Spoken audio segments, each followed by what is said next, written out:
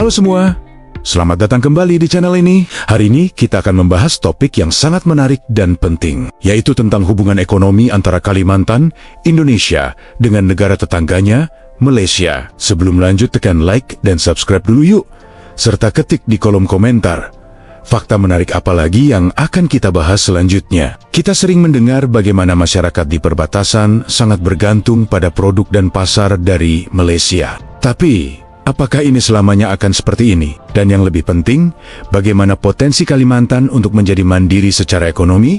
Yuk, kita kupas tuntas bersama. Kalimantan, pulau raksasa yang dibagi antara Indonesia, Malaysia, dan Brunei, memiliki dinamika perbatasan yang unik, khususnya di wilayah Indonesia seperti Kalimantan Barat dan Kalimantan Utara. Ketergantungan ekonomi pada Malaysia adalah sebuah realita yang sudah berlangsung puluhan tahun. Coba bayangkan, bagi banyak warga di kota-kota perbatasan seperti Entikong, Badau, atau Nunukan, pergi ke Kuching di Sarawak atau Tawau di Sabah untuk berbelanja kebutuhan sehari-hari atau menjual hasil bumi adalah hal yang biasa. Kenapa bisa begitu? Ada beberapa faktor utama. Pertama, infrastruktur. Selama bertahun-tahun, akses jalan dari pedalaman Kalimantan ke kota-kota besar di Indonesia, seperti Pontianak atau Samarinda, sangat terbatas dan seringkali dalam kondisi buruk. Sebaliknya, jalan menuju kota-kota di Malaysia jauh lebih mulus dan terawat. Jadi, secara logis, lebih mudah dan murah bagi mereka untuk menjual hasil tani seperti lada, karet, dan kelapa sawit ke Malaysia. Begitu juga saat membeli barang, mulai dari gas LPG, gula, minyak goreng, sampai barang elektronik, produk Malaysia lebih mudah dijangkau. Faktor kedua adalah harga dan ketersediaan barang. Karena biaya logistik yang tinggi untuk mengirim barang dari Jawa atau Sumatera ke pelosok Kalimantan, harga barang-barang kebutuhan pokok di sana seringkali melambung tinggi. Produk dari Malaysia yang diproduksi lebih dekat bisa ditawarkan dengan harga yang lebih kompetitif. Ini menciptakan situasi di mana ringgit Malaysia menjadi mata uang yang lebih sering digunakan dalam transaksi sehari-hari di beberapa daerah perbatasan. Ini bukan hanya soal ekonomi, tapi juga menyangkut kedaulatan. Ketergantungan ini ibarat pedang bermata dua. Di satu sisi, ini adalah strategi bertahan hidup yang cerdas dari masyarakat perbatasan. Mereka beradaptasi dengan kondisi yang ada untuk memenuhi kebutuhan hidup mereka. Namun, di sisi lain, ini menunjukkan adanya ketimpangan pembangunan yang serius. Ketergantungan yang berlebihan membuat ekonomi lokal rentan terhadap fluktuasi kebijakan dan ekonomi Malaysia. Misalnya, saat Malaysia memberlakukan lockdown atau pembatasan perbatasan, pasokan barang langsung terganggu dan aktivitas ekonomi masyarakat perbatasan bisa lumpuh total. Kita sudah melihat buktinya selama pandemi beberapa waktu lalu. Tapi, jangan pesimis dulu, angin perubahan sedang bertiup kencang di Kalimantan. Pemerintah Indonesia saat ini sedang jenkar-jenkarnya melakukan pembangunan infrastruktur besar-besaran.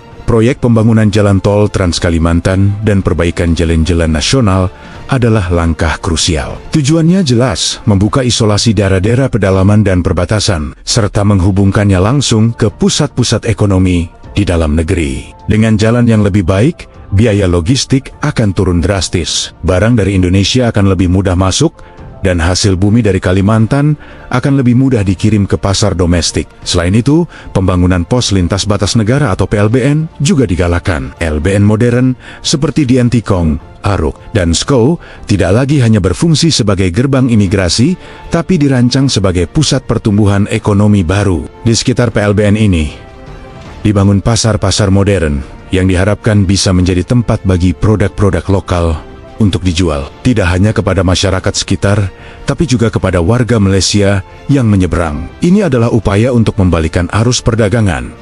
Dari yang tadinya kita membeli dari mereka, menjadi mereka yang membeli dari kita. Dan tentu saja, kita tidak bisa tidak membicarakan proyek Ibu Kota Nusantara atau IKN di Kalimantan Timur.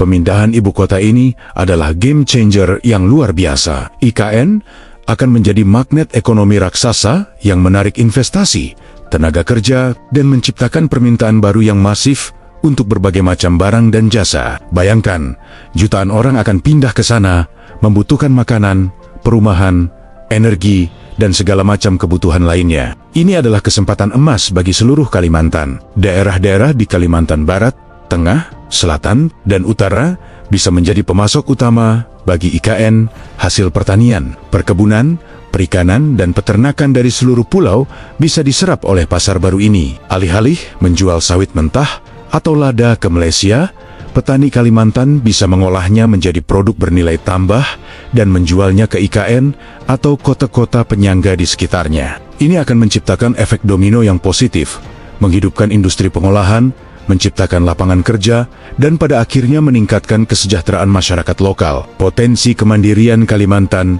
sangatlah besar. Pulau ini kaya akan sumber daya alam yang luar biasa. Mulai dari hasil tambang, hutan, hingga keanekaragaman hayati. Tantangannya adalah bagaimana mengelola sumber daya ini secara bijak dan berkelanjutan.